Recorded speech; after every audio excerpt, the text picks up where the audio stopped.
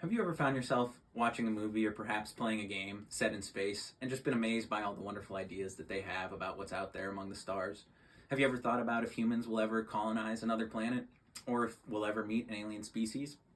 These are definitely things that I like to think about a lot. My name is Cameron Dubois, and today I'd like to talk to you guys about human space exploration, or more specifically, humans going to Mars.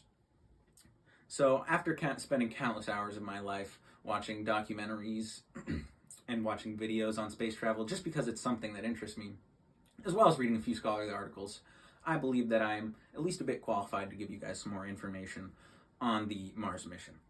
So we're going to do that through three main points. First, we'll go through the reasoning behind going to Mars, why we should go there, and how we'll get there. Second, we'll talk about our return to the moon through the NASA's Artemis missions, which is something we'll need to do first before we can go to Mars. And finally, I would like to talk about the rise of privatization in the space industry. So getting to Mars is no simple task. It's very far away, and it requires a lot of energy to get there. But it's something that we've already done through probes and rovers. The many talented people that have worked on these at NASA and other space exploration people have sought to it that humankind has already touched the red planet through these machines. So why send humans to Mars if we've already got robots there? Well, it's the next logical step in human space exploration. We've already been to the moon, and the next closest celestial body would be Mars, so that's the obvious next step. In an article about Mars mission structure, possible Mars mission structure, by Jennifer Heldman of the Planetary Systems Branch at NASA's Ames Research Center, she claims that the goal of human space exploration is to make humanity a multiplanetary species. And now this is important because if some sort of catastrophic event were to happen on Earth, say nuclear war or some natural disaster that threatened the life of humanity on Earth, if we had a self-sustaining city on Mars and that catastrophic event came to pass, we would still have humans living on Mars and they would still be able to continue living without Earth. So a self-sustaining city is pretty far away. So the first things first is we got to get humans there. And so according to Heldman, we're going to start this by sending uncrewed missions with just supplies that the first humans will need in order to survive. After these supplies reach Mars, we'll send the first crew, which she believes will be about 10 to 20 people.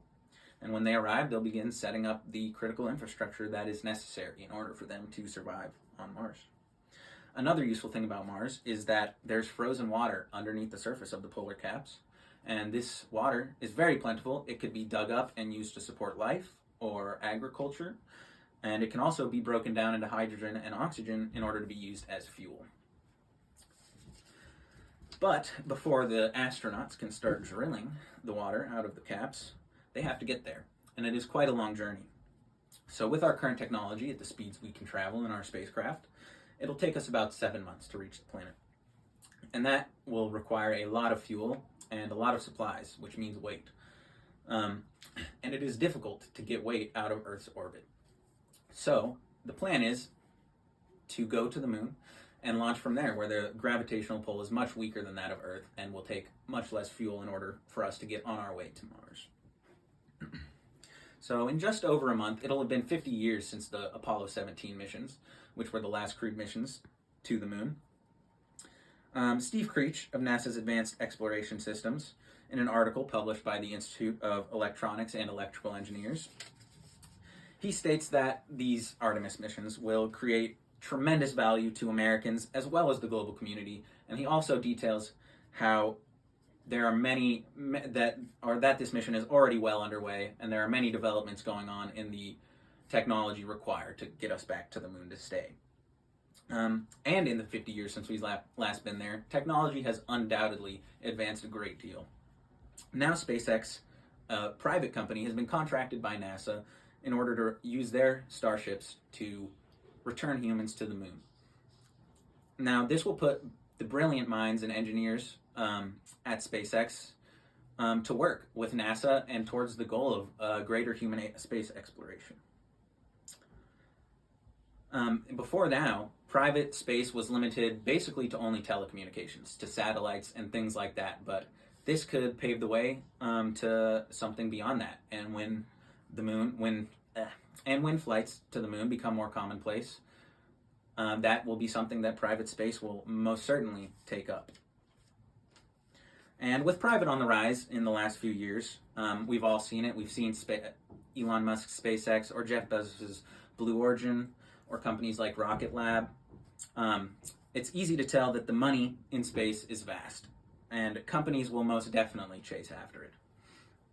They have been developing new technologies for space flight and humans in space. In the public eye, we've seen many test launches from SpaceX and Blue Origin. And one amazing thing that we have seen is the reusability of rocket boosters. Imagine an airplane where you only take one flight and then the plane is decommissioned and you can't use it and you have to throw it away. Well, then plane tickets would be outrageously expensive. So the same goes for rocket ships. If you make a rocket ship that can land itself and be used again, it will make it tremendously cheaper to launch rockets. Yes, the beginnings of these industries have been seemingly quite slow, but as people become more interested, it will grow and they will progress at a much faster rate. So what's next for private space?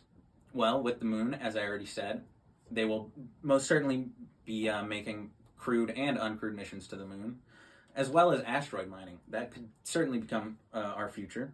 Asteroids carry plentiful resources that are either hard to get or rare here on Earth, and so we could have space companies sending probes out to asteroids and bringing back valuable resources. But no matter which way the industry goes, they will all point to the same place at the end, and that place is Mars.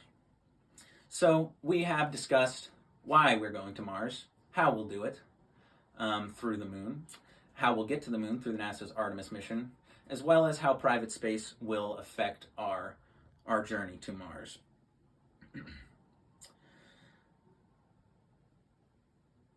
So space travel is undoubtedly in our future. Working now will only benefit us, and before we know it, we'll have humans on Mars.